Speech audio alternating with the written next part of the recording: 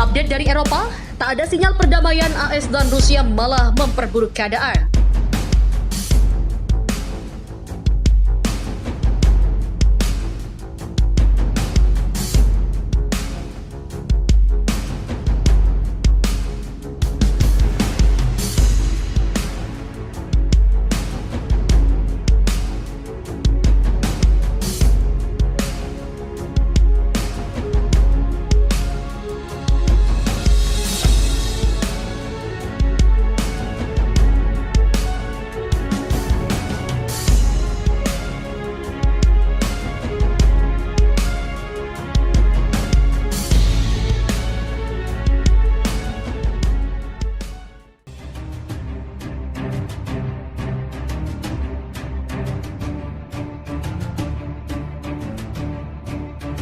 Ketegangan di Eropa tampaknya tak akan mereda dalam waktu dekat. Alih-alih mengupayakan perdamaian, Amerika Serikat dan Rusia yang merupakan dua tokoh kunci dalam konflik ini justru makin mendekat ke medan perang. Rusia pada Kamis menuding Amerika Serikat memicu ketegangan dan tidak mengacuhkan seruannya agar menurunkan ketegangan menyangkut Ukraina. Tuduhan itu dilemparkan Moskow satu hari setelah Washington mengumumkan bahwa AS akan mengerahkan hampir 3.000 prajurit ke Polandia dan Romania. Juru bicara kantor berita Presiden Rusia Dmitry Peskov dalam konferensi pers mengecam pengerahan pasukan oleh AS. Jelas bahwa itu bukan langkah yang ditujukan untuk menurunkan ketegangan, tapi justru tindakan mereka untuk mengarah pada peningkatan ketegangan. Ukraina sementara itu menuduh Rusia telah menumpukan 115.000 tentara di wilayah-wilayah perbatasan sehingga memunculkan kekhawatiran bahwa serangan akan terjadi dalam waktu dekat.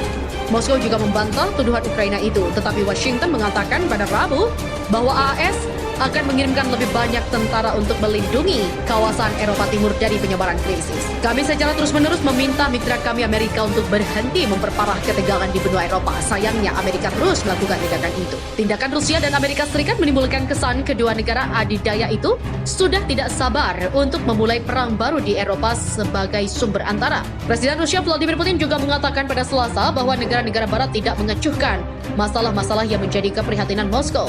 Putin juga menuduh Amerika Serikat berusaha memancing keadaan supaya perang terjadi.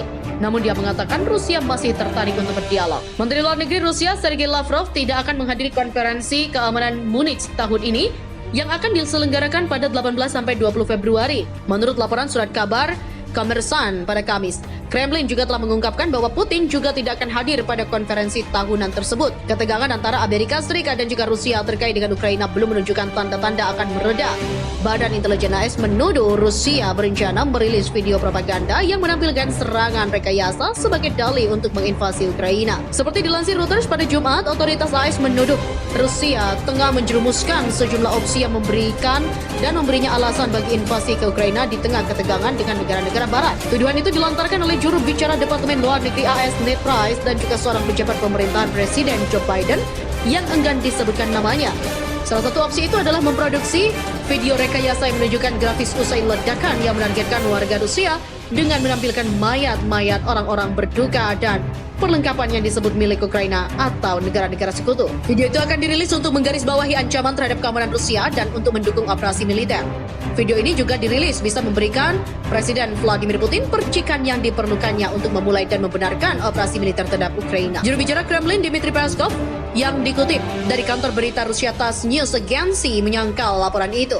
Hal ini bukanlah laporan pertama, hal serupa juga disebutkan sebelumnya, tapi tidak ada yang dirilis. Pejabat AS mengatakan mereka mengungkapkan tuduhan paling spesifik ini demi mencegah Rusia untuk melanjutkan rencananya.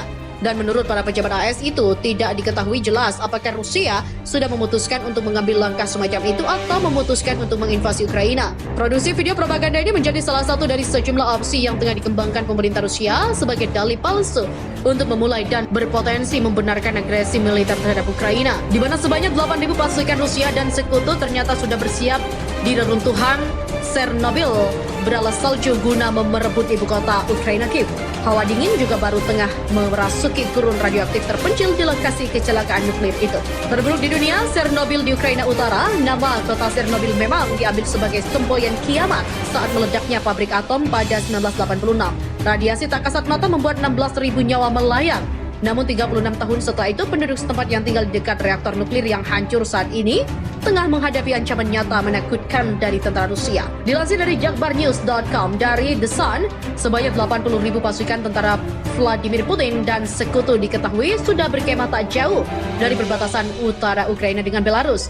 Ribuan pasukan lainnya juga dikabarkan berdatangan di setiap harinya, bukan tanpa alasan mengapa pasukan Rusia memilih tempat tersebut sebagai markas sementara. Diketahui bahwa zona eksklusif Chernobyl memiliki luas 1.000 mil persegi sangat sepi. Tempat itu merupakan jalur tercepat yang bisa ditempuh mencapai ibu kota Ukraina, Kiev. Meskipun Panglima Perang Kremlin bersikeras, kedatangan pasukan disertai tank dan rudal yang diberangkatkan menggunakan kereta api hanya digunakan untuk latihan. Hal itu diyakini tidak akan menimbulkan ancaman bagi Ukraina, meskipun zona tidak layak huni itu jadi tempat yang vital secara strategis saat Ukraina mengerahkan pasukan pertahanan. Dan ancaman dari Ukraina utara itu seolah menjadi nyata hingga komandan yang bertugas di Kiev memerintahkan 7.500 pasukan menjaga perbatasan sambil berpatroli di hutan. Lebih banyak pasukan juga telah tiba dan pihaknya melihat mereka berpatroli dan bergerak mendekati perbatasan. Zona itu juga melintasi perbatasan dengan Belarus, di mana Rusia berkemah dan pasukannya jelas bersiap untuk menemui mereka jika mereka datang. Keuntungan yang jelas adalah bahwa tidak ada warga sipil untuk bergabung dengan perlawanan atau menghalangi.